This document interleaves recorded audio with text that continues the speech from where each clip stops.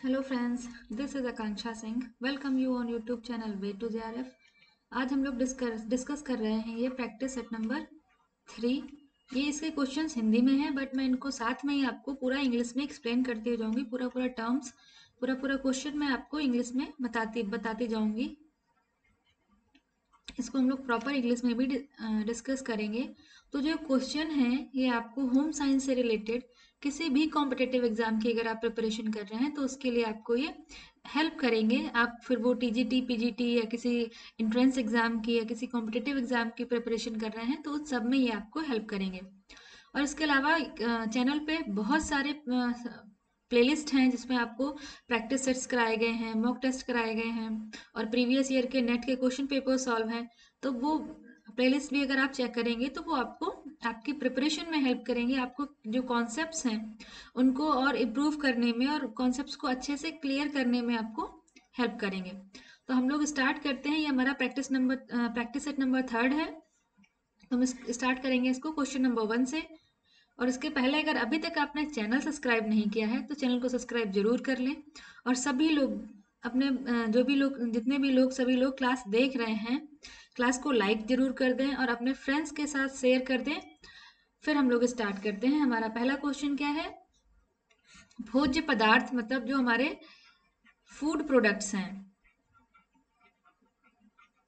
में उपस्थित नमी, मॉइस्चर को सुखाकर भोजन को संरक्षित करना मतलब प्रिजर्व करना कहलाता है। जो हमारे फूड प्रोडक्ट्स हैं उनमें जो मॉइस्चर है उनको मॉइस्चर को सुखाकर या मॉइस्चर को हटाकर ऐसे फूड प्रोडक्ट्स को प्रिजर्व करना, उसको हम क्या कहते हैं? ऑप्शंस क्या है? निर्जलीकरण, हिमीकरण, पकाना या खाद्य संरक्षण। निर्जलीकरण मतलब ड्राइंग, हिमीकरण मीन्स फ्रीजिंग, पकाना तो हमें पता है कुकिंग, संरक्षण मीन्स प्रिजर्वेशन। यहाँ पे हमको प्रिजर्वेशन का ही तो मेथड पूछा गया है, तो ये प्रिजर्वेशन तो नहीं होगा। फ्रीजिंग हम कोल्ड टेम्परेचर पे करते हैं। यहाँ पे हमें क्या बताया गया है? सुखा रहे हैं। सुखा रहे हैं मतलब हम इसको ड्राई कर रहे हैं। तो ड्राइंग या फिर जो निर्जलीकरण होता है या ड्राइंग होता है, इसमें हम फूड की मॉइस्चर को हटा के फूड को प्रिजर्व करते हैं। हमारा क्वेश्चन नंबर 2 क्या है? खाद्य प्रौद्योगिकी का क्या महत्व है? खाद्य प्रौद्योगिकी मतलब फूड टेक्नोलॉजी। फूड टेक्नोलॉजी का क्या महत्व है या क्या इंपॉर्टेंस है? ऑप्शंस क्या है? धन की बचत करना, श्रम व समय की बचत करना, खाद्यान्नों का सदुपयोग करना या सभी। धन की बचत करना मीन्स मनी को सेव करना।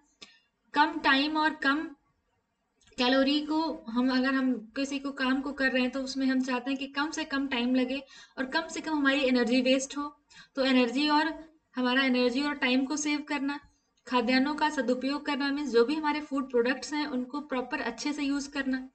तो ये सभी फैक्टर्स होते हैं हमारे फूड टेक्नोलॉजी के। तो हमारा जो ऑप्शन नंबर डी है ये सही हो जाएगा। क्वेश्चन नंबर 2 का क्वेश्चन ऑप्शन नंबर डी सही हो जाएगा।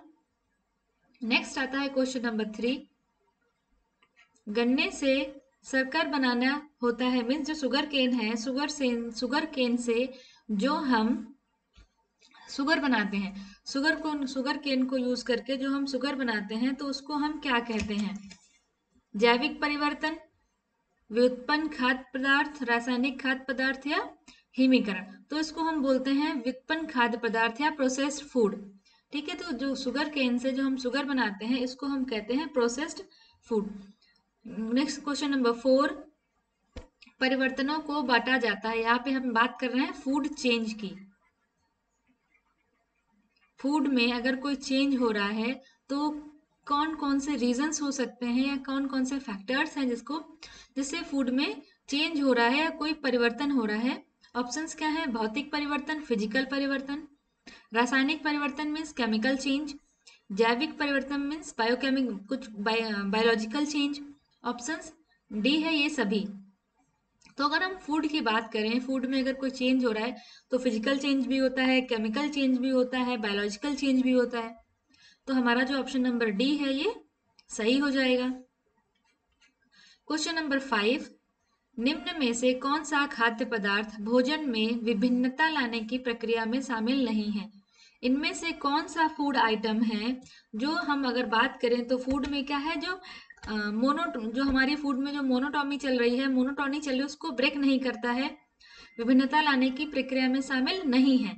और बाकी जो फूड प्रोडक्ट्स हैं वो हमारे फूड में क्या है, वैरायटी लाते हैं, वेरिएशन लाते हैं, लेकिन यहाँ पे हमारे कौन से फूड प्रोडक्ट्स हैं जो वैरायटी नहीं लाते हैं। तो पानी क्या है, पानी फूड में वैरायटी नहीं लाता है, तो हमारा ऑप्शन जो डी है ये सही हो जाएगा कि पानी फूड में वैरायटी नहीं लाता है। नेक्स्ट है क्वेश्चन नंबर 6, भारत में संरक्षित उत्पादों के उदाहरण है। संरक्षित उत्पाद में प्रिजर्व्ड फूड प्रोडक्ट्स,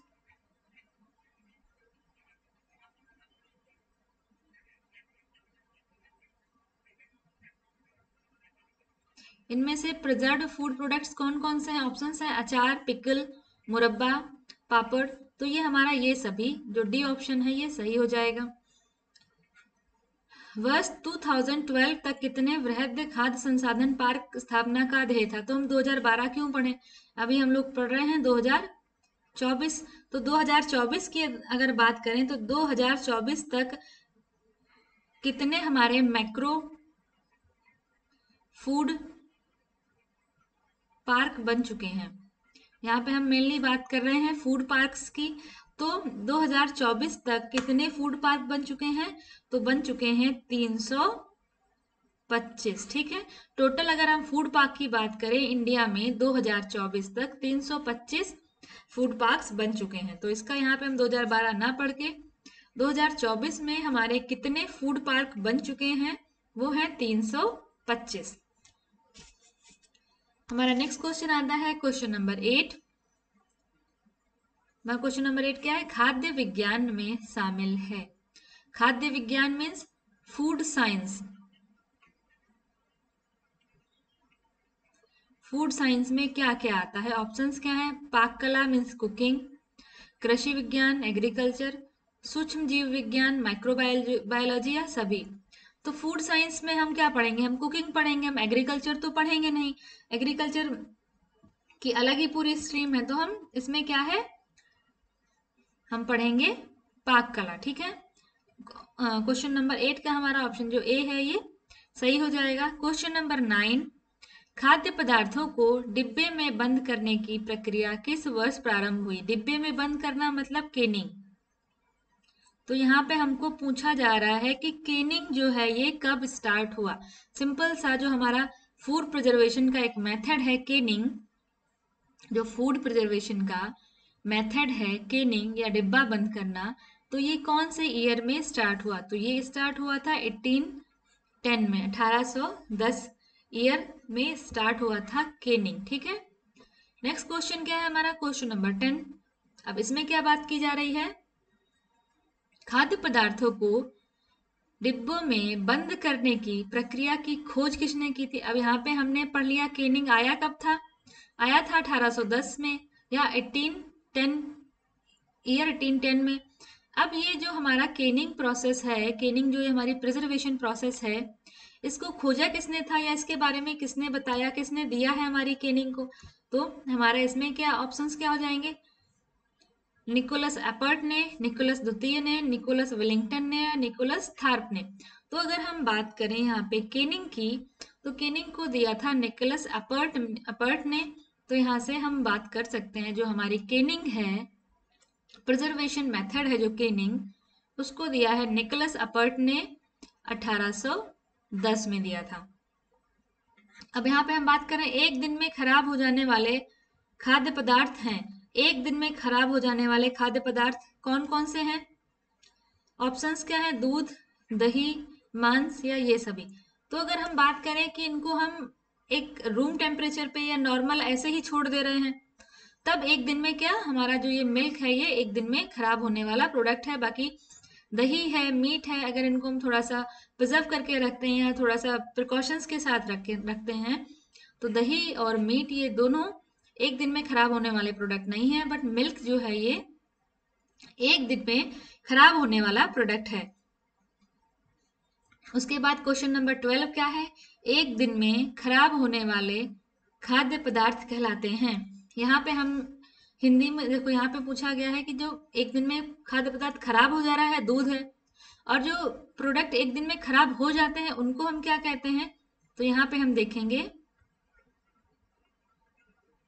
एक तो होता है पेरिसेबल,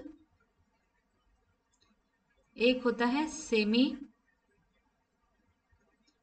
पेरिसेबल, दूसरा होता है नॉन पेरिसेबल। चलो ये नॉन पेरिसेबल ठीक है। अब यहाँ पे जो खराब हो जाते हैं प्रोडक्ट्स उनको हम पेरिसेबल बोलते हैं। जो सेमी पेरिसेबल, जो मतलब एक आध वीक में खराब हो जाते हैं उनको हम सेमी पेरिसेबल बोलते हैं। जिनको हम ऐसे प्रोडक्ट्स जिनको हम 1 ईयर तक स्टोर करके रख सकते हैं उनको हम नॉन पेरिसेबल बोलते हैं। तो यहाँ पे क्वेश्चन क्या है, एक दिन में खराब हो जाने वाले खाद्य पदार्थ कहलाते हैं। तो जब एक दिन में जो फूड प्रोडक्ट्स खराब हो जा रहे हैं उनको हम कहेंगे पेरिसेबल, और जो पेरिसेबल प्रोडक्ट्स हैं वो एक दिन में खराब हो जाते हैं, हिंदी में इनको हम कहते हैं विकार्य। तो ऐसे फूड प्रोडक्ट्स जो एक दिन में खराब हो जाते हैं उनको हम कहते हैं पेरिसेबल। जो एक वीक तक हम जिनको स्टोर कर सकते हैं उनको हम बोलते हैं सेमी पेरिसेबल। और ऐसे फूड प्रोडक्ट्स जिनको हम पूरा 1 साल तक स्टोर कर सकते हैं, कुछ ज्यादा टाइम तक स्टोर कर सकते हैं, उनको हम बोलते हैं नॉन पेरिसेबल। तो क्वेश्चन नंबर 13 हमारा क्वेश्चन क्या है नेक्स्ट, 1 वर्ष तक खराब ना होने वाले पदार्थ, चावल गेहूं दाल। तो ये सभी हम इनको, इन सभी जो हमारे प्रोडक्ट्स यहाँ पे दे रखे हैं इनको हम 1 साल तक स्टोर करके रख सकते हैं, और इनको हम कहते हैं नॉन पेरिसेबल प्रोडक्ट्स। ये नॉन पेरिसेबल प्रोडक्ट्स हैं ठीक है। ऐसे फूड प्रोडक्ट्स जो 1 साल तक खराब नहीं होते हैं या जिनको हम 1 साल तक प्रिजर्व करके रख सकते हैं, इनको हम कहते हैं non perishable products. Next question है क्वेश्चन नंबर 14, क्या है, वे खाद्य पदार्थ जो मानव स्वास्थ्य पर लाभदायक प्रभाव डालते हैं कहलाते हैं। ऐसे फूड प्रोडक्ट्स जो ह्यूमन हेल्थ पर बेनिफिशियल इफेक्ट डालते हैं, या ऐसे फूड प्रोडक्ट्स जो ह्यूमन हेल्थ के लिए बेनिफिशियल हैं या लाभदायक हैं, उनको हम क्या कहते हैं। तो ये हमारे एक तो हो गया फंक्शनल फूड, कार्यमूलक मतलब फंक्शनल फूड।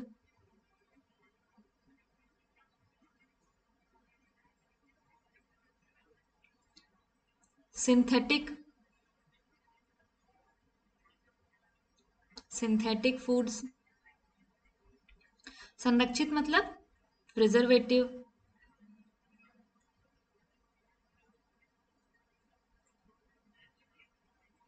अब यहाँ पे हमारे पास है एक तो फंक्शनल फूड, दूसरा सिंथेटिक फूड, तीसरा प्रिजर्वेटिव फूड। अब इनमें से कौन से फूड हैं जो ह्यूमन हेल्थ के लिए अच्छे हैं, या ह्यूमन हेल्थ पे जो वो इफेक्ट डालते हैं वो गुड इफेक्ट होता है या बेनिफिशियल इफेक्ट होता है। अब प्रिजर्वेटिव फूड्स में हमने प्रिजर्वेशन ऐड किए हुए, प्रिजर्वेटिव्स ऐड किए हैं, तो ये कहीं ना कहीं तो हमें हार्मफुल हैं ही। उसके बाद सिंथेटिक फूड्स मतलब प्रोसेस्ड फूड हैं, तो ये भी हार्मफुल हैं। बचा कौन सा, फंक्शनल फूड। तो जो फंक्शनल फूड होते हैं ये ह्यूमन हेल्थ के लिए अच्छे होते हैं और ये ह्यूमन हेल्थ पर बेनिफिशियल इफेक्ट डालते हैं। अब अगर हम बात करें फंक्शनल फूड की, तो फंक्शनल फूड है क्या, जैसे हम बात कर सकते हैं जो ड्राई फ्रूट्स हैं, अलमंड्स है, कैशूनट है, ये सब हमारे फंक्शनल फूड हैं। उसके बाद फेनुग्रीक है, ये फंक्शनल फूड है। तो ऐसे फूड्स जिनको हम रेगुलरली हम उनको as a food diet consume नहीं करते हैं, बट जिनको हम थोड़े अमाउंट में लेते हैं, और ये हमारे फंक्शनल फूड हैं और जिनका हमारी हेल्थ पर एक अच्छा या बेनिफिशियल इफेक्ट पड़ता है, इनको हम बोलते हैं फंक्शनल फूड। तो हिंदी में हो गए कार्यमूलक खाद्य। नेक्स्ट क्वेश्चन आता है, ऐसे पदार्थ जो 1-2 सप्ताह तक सही रह सकते हैं कहलाते हैं। हमने अभी बात की, जो फूड जल्दी खराब हो जाते हैं उनको हम पेरिसेबल फूड कहते हैं। जो फूड हम 1 से 2 सप्ताह तक प्रिजर्व करके रख सकते हैं उनको हम सेमी पेरिसेबल फूड कहते हैं। और ऐसे फूड प्रोडक्ट्स जिनको हम 1 साल या उससे ज्यादा प्रिजर्व करके रख सकते हैं उनको हम नॉन पेरिसेबल बोलते हैं। तो हमारा ये वाले हो जाएंगे सेमी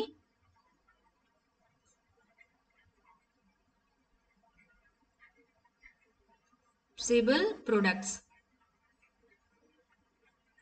इसको हम बोलेंगे अर्ध विकार्य पदार्थ। नेक्स्ट है क्वेश्चन नंबर 16। क्वेश्चन नंबर 16 क्या होगा?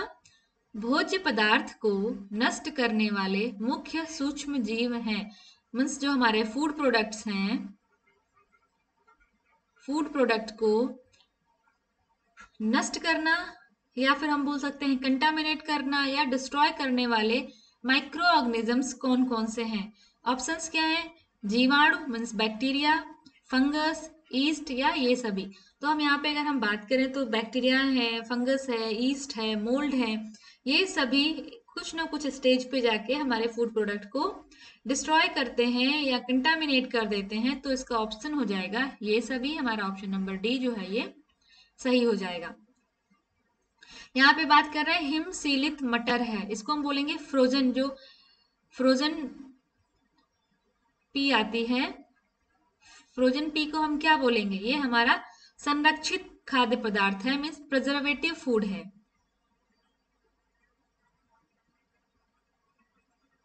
जो हमारा फ्रोजन पी आती है इसको हम प्रिजर्व करके ही तो रखते हैं ऑफ सीजन में खाने के लिए।